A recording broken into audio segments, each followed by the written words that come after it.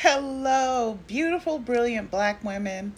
I hope this finds you well, and I hope that you, your daughters, granddaughters, nieces, goddess daughters are being uplifted, held sacred, and protected. Now, I am going to talk to you about the title of this um, post that I'm doing, this video I'm doing. Of course. And I want to read a little something to you um, first. Okay? You know me in books. You knew it was coming, girl. So she actually speaks to how I feel about us as black women and black girls, right?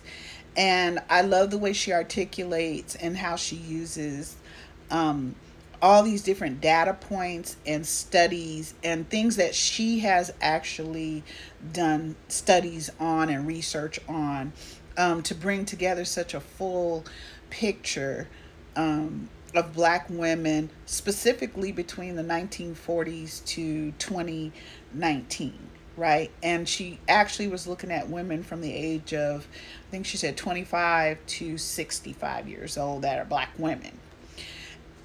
So let's listen to a little bit of what she has to say. She says, I distinctly remember an urge to give voice to and center my narrative, to articulate my black woman gaze. I believed in black women, which is why I believed in myself. And black women are dope because they rise and are yet rising. This dopeness is not hyperbolic or symbolic. Rather, it's born of persecution that has failed to frustrate a perseverant, persistent to prevail. Now say that 5 times fast. Better get it, Miss Charity Elder. I wrote this book, she goes on to say, for black women, particularly younger generation and those yet to come. I intentionally share stories and data of triumph to inspire black women to discover and pursue their own unique purpose to life. My greatest hope is that this book encourages black women and propels them forward. I think she did a great job. So let's talk about how this relates to the title that I have in this discussion about my own mother, right? My own birth mother. She did not raise me. I actually was born in New Jersey, where that was kind of back then. My mother was born in the 1940s. And as I've told you all before, my grandmother was born, her mother was born in 1919. And I think my grandfather was born in 1915 or 1914. Her parents. So it wasn't atypical for younger black women to move north, get jobs and positions or go to school and then send money back home, and their mothers would help to take care of their children, in other words, raise them. So this wasn't atypical behavior. So in my particular case, I just was never connected as a mother-daughter, or how I see a mother-daughter relationship.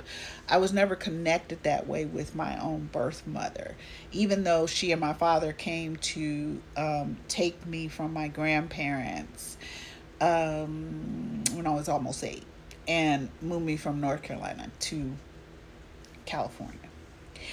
So one thing that I came to understand It wasn't that I didn't see her sometimes. My grandmother would take me up to New Jersey and New York to visit my aunts, my mother's sisters, her daughters, my grandmother's daughters, and to spend like maybe a week or something or a few days with my mother. But I can tell you guys now, I always hated that shit. I hated it. Like she was, my mother was just cruel when it came to me. Like she was just cruel, and she just loved to see me experience pain. So my grandmother never would really leave me there. She would take me back home usually. And so I mean, I went to school. My grandmother, I mean, that's who I was raised by, right? My formative years. So when we moved out to California, it was more than clear that my mother, though she could put on a act of making things look like they quote unquote should look from the outside, and she was a great provider because she herself was an RN, right? And that's one thing that I chose to do that she had chosen to do. I chose to go become an RN.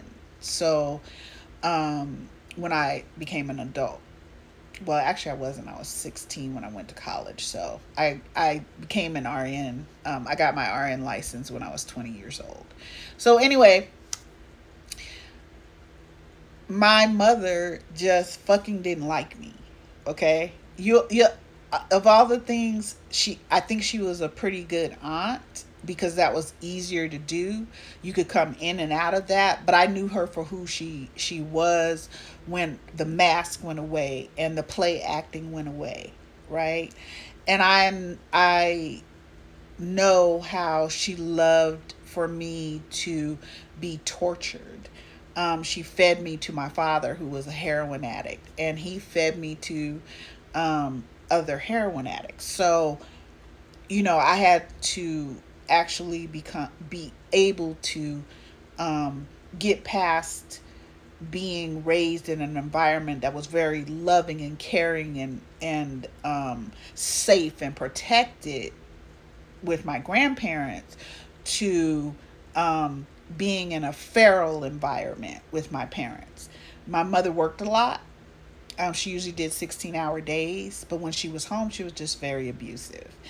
My father was brilliant, just like my mother is brilliant, but he was a heroin addict and had typical heroin addict behavior. Very violent, especially toward me.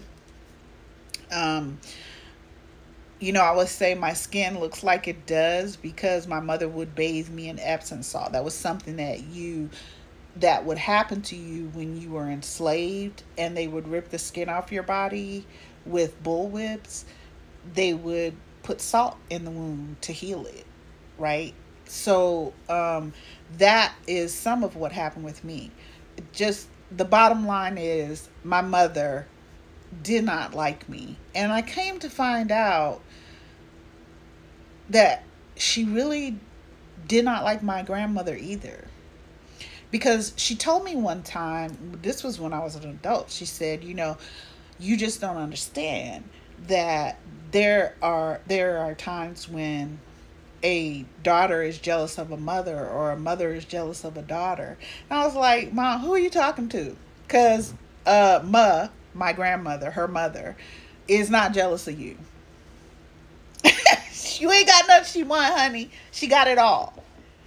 And I'm not jealous of you. I don't ever want your life. Like, that's not even ever. I want a whole different relationship with my children when I have all that. So we can have very hurtful relationships with other Black women and things that we feel like we're close to. But I think we have to be honest about those things. I think we have to talk to that person in particular and deal with them and not take that out on each other. So that was where I was going with this. I can be honest. about what happened in my life? Can you?